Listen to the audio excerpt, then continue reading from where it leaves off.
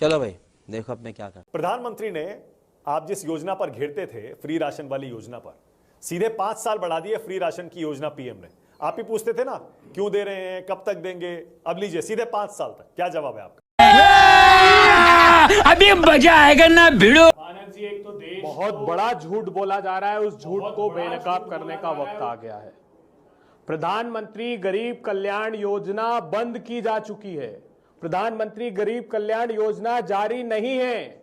देश के लोगों, भारतीय जनता पार्टी झूठ बोल रही है आपसे। मैं इसलिए कह रहा हूं कि प्रधानमंत्री गरीब कल्याण योजना अतिरिक्त योजना थी फूड सिक्योरिटी एक्ट, जो 2013 में कांग्रेस पार्टी की सरकार लाई थी, जिसमें 80 करोड़ लोगों को रहा नहीं गेहूं और चावल 5 किलो प्रति माह दिया जा रहा था, 2 और 3 रुपए किलो। वो योजना ही जारी है। उसमें सिर्फ प्रधानमंत्री जी ने यह किया है कि वो जो 15 रुपए प्रति माह एक व्यक्ति को पैसा देना पड़ रहा था, वो 15 रुपए की रियायत दे दी है, और उसका खर्च सरकार को आ रहा है 2640 करोड़ रुपए। ये 10 लाख करोड़ रुपए का झूठ परोस रहे हैं। अरे मुझे चक्कर आने लग गया अब। वो पहले से जारी थी। जो 1,90,498 करोड़ रुपए खर्च आ रहा था, वो 2013 के बाद ही आ रहा था। तो देखिए देश को कैसे गुमराह किया जा रहा है, ये कहकर कि प्रधानमंत्री गरीब कल्याण योजना हम जारी रख रहे हैं। वो योजना अतिरिक्त थी। भारतीय जनता पार्टी के लोग देश से क्षमा मांगे।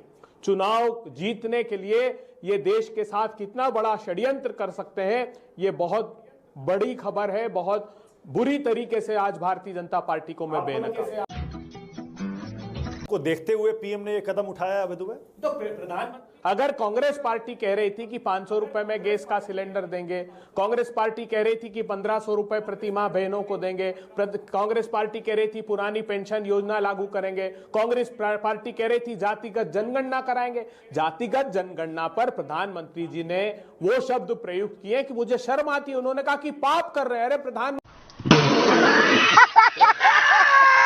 जी, समाज के अंतिम पंक्ति में खड़े हुए लोगों को अगर न्याय कांग्रेस पार्टी दे रही तो वो पाप नहीं है, वो पुण्य का काम है।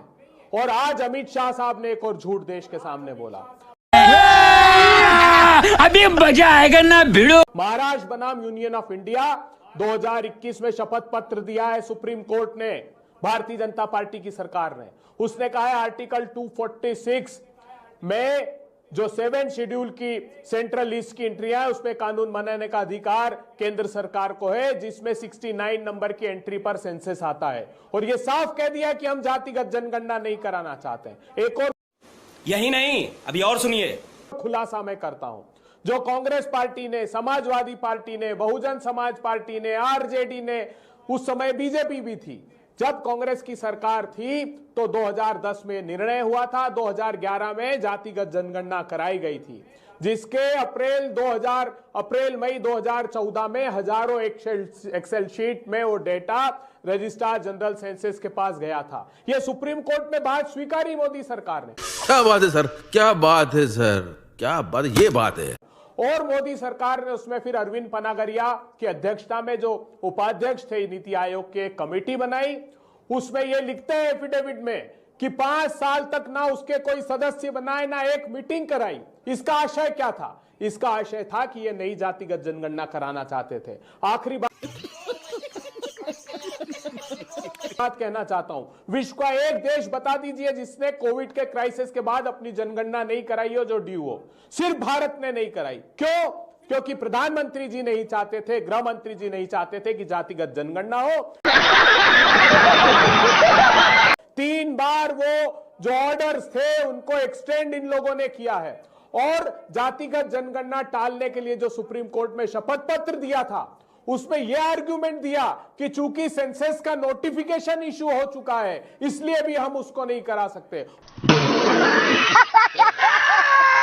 और आज तक जनगणना नहीं हुई है। देश के अंतिम पंक्ति में खड़े हुए लोगों से भारतीय जनता पार्टी को क्षमा मांगनी चाहिए। भीषणतम भ्रष्टाचार का एक और प्रकरण आज देश के सामने आया है। आज देश के कृषि मंत्री जी का एक वीडियो वायरल हो रहा है, उस पर भी देश के प्रधानमंत्री जी, गृह मंत्री को, ईडी को, सीबीआई को, इलेक्शन कमीशन ऑफ इंडिया को जवाब देना चाहिए कि क्या उसकी प्रामाणिकता है, क्या जो हजारों करोड़ रुपए के लेन देन की बात हो रही है उसकी क्या सच्चाई है, उसका फॉरेंसिक टेस्ट किया जाना।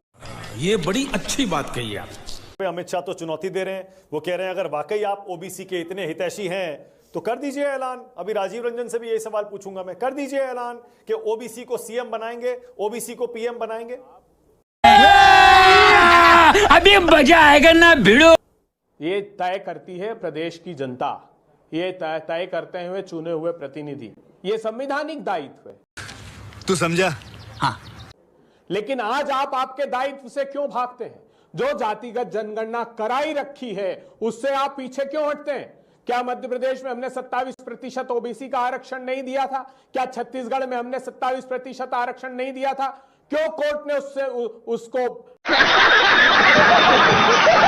बैक ट्रैक कर दिया? क्योंकि हमारे पास सेंसस के डेटा नहीं है। अगर डेटा मिल जाएंगे तो हम न्याय कर पाएंगे अंतिम पंक्ति में खड़े हुए लोगों के साथ। क्या इस बात से पीछे छिप सकते हैं कि मुख्यमंत्री अगर ओबीसी का होगा तो जातिगत जनगणना? आप कहिए फिर। देखिए, झूठ बोलना देश को बंद कीजिए। आपने शपथ पत्र दिया है, सुप्रीम कोर्ट में शपथ पूर्वक ये बात कही है कि हम नहीं कराना चाहते जातिगत जनगणना, और आप कहते हैं कि हम उसका विरोध कभी नहीं किया। आपने प्रामाणिक विरोध किया जातिगत जनगणना का।